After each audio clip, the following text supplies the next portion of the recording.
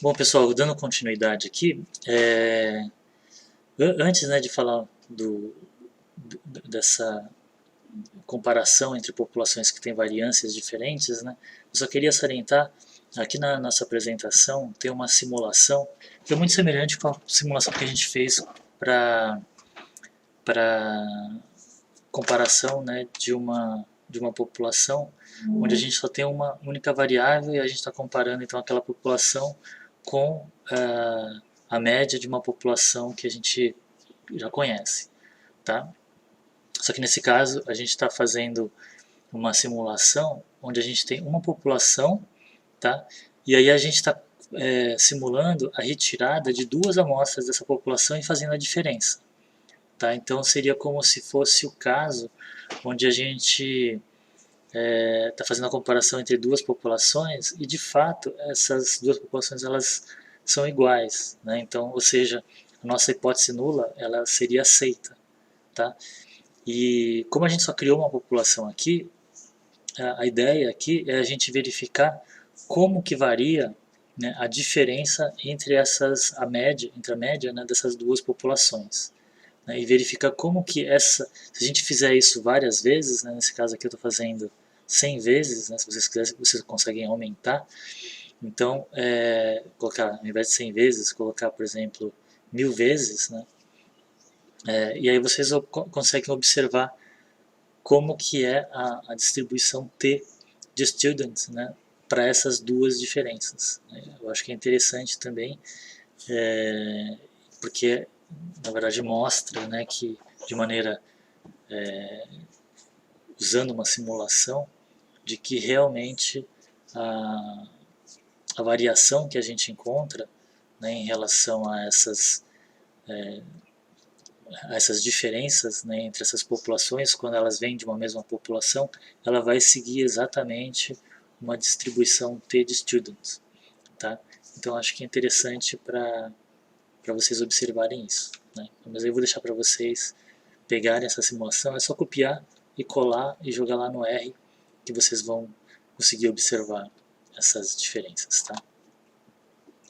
Bom, então entrando aqui agora no assunto desse vídeo, né, quando a gente quer comparar duas populações que vêm, né, de duas amostras, né, que vêm de populações que têm variâncias diferentes. Elas são desconhecidas e são diferentes, tá? Então, nesse caso, né, a gente vai usar essa estatística do teste. Então, a gente vai ter aqui a média, né, da amostra da população 1 menos a média da amostra da população 2 dividido, né, pela variância da amostra da população 1 sobre N mais a variância da amostra da população 2 sobre M, que é o número amostral da amostra 2. Tá? Então, o que a gente observa novamente, né, é que, embora a fórmula seja diferente do que a gente viu anteriormente, ainda assim a gente vai continuar utilizando a distribuição T de students, justamente porque essa estatística vai ter esse comportamento, né? Vai ter esse formato da estatística T. E aí, só uma questão, né, que complica um pouquinho mais, que é como calcular o grau de liberdade, né, que não é tão simples como a gente viu anteriormente. Anteriormente a gente pegava simplesmente o n mais m menos 2. Né?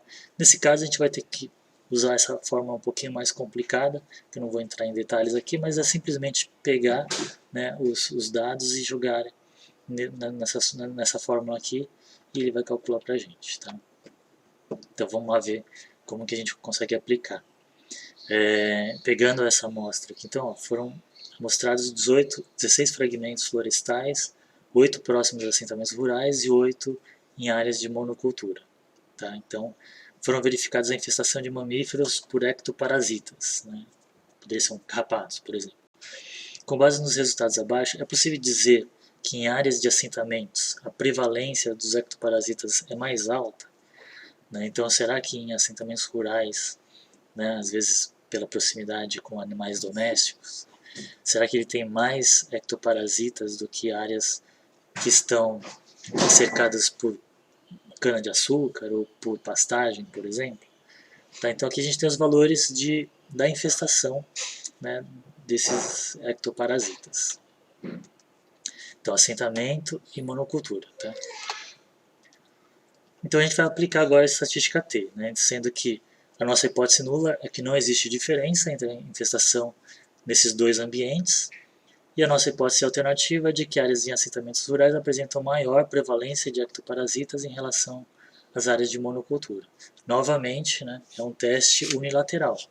A gente só está querendo observar o lado direito da curva T, né, que é o lado onde você tem o lado positivo, e você quer verificar então se essa diferença ela é maior do que zero. Tá? Então aqui a gente tem, novamente, né, a gente calculou as médias, né, dos assentamentos, as médias, a variância dos fragmentos em assentamentos, o N, né, que seria quantos valores eu tenho aqui, né, no meu vetor, que nesse caso a gente já verificou que é 8, né? E a mesma coisa aqui para a monocultura, né? A média, a variância e o nosso N. Tá? Então, com base nesses valores aqui, a gente pode jogar nessa fórmula, tá? E aí, com esses valores, a gente vai determinar o valor T de students, né, para a gente comparar então em relação à distribuição de densidade de probabilidade. Tá?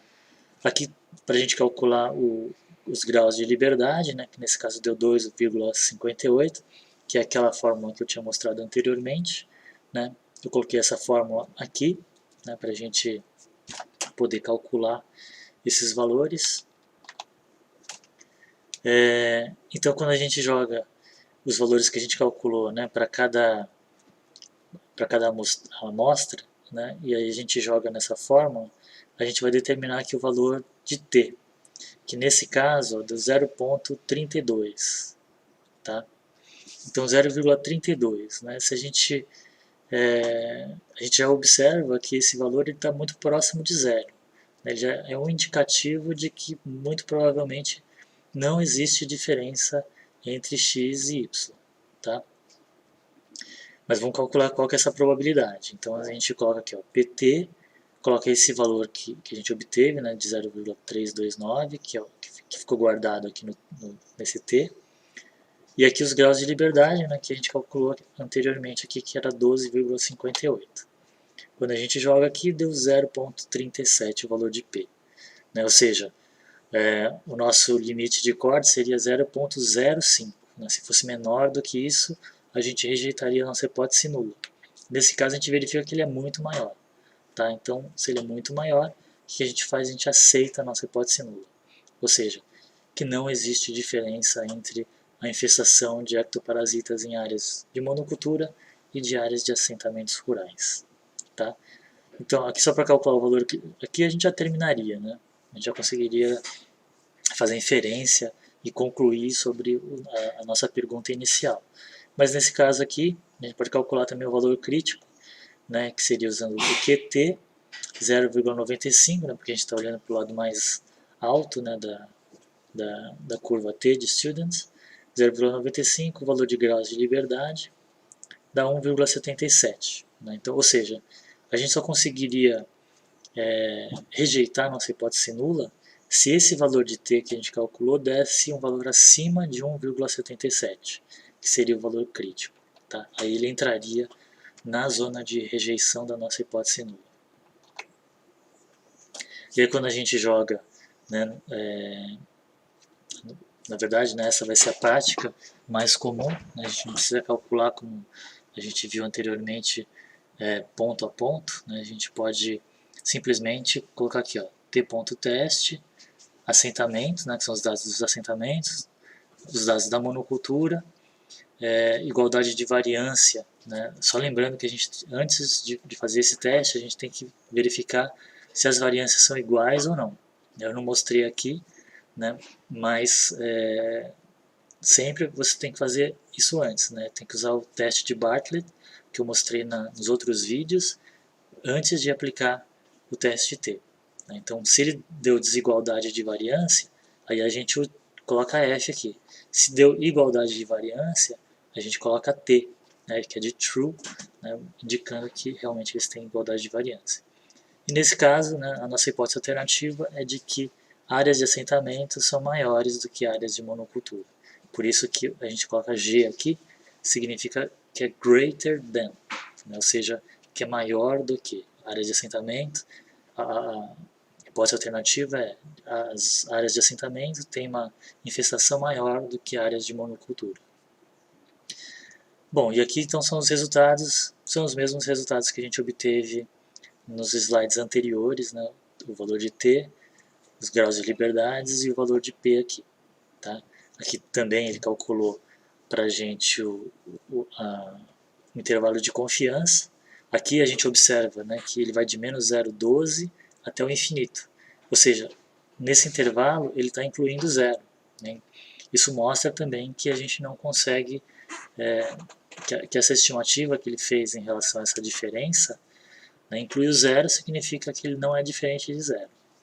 Tá?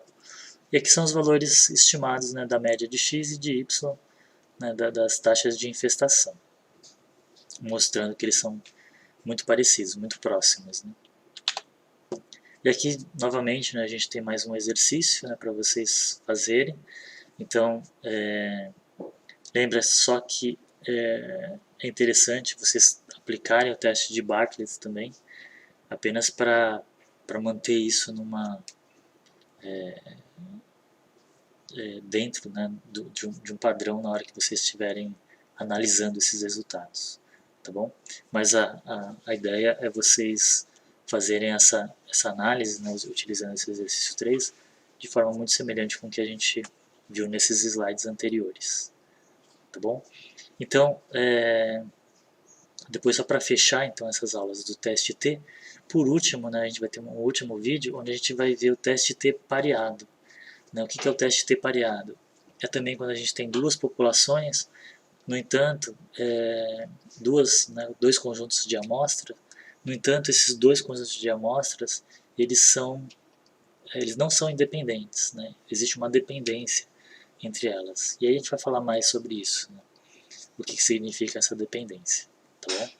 Mas isso vai ficar para o próximo vídeo, vou quebrar aqui só para o vídeo não ficar muito longo.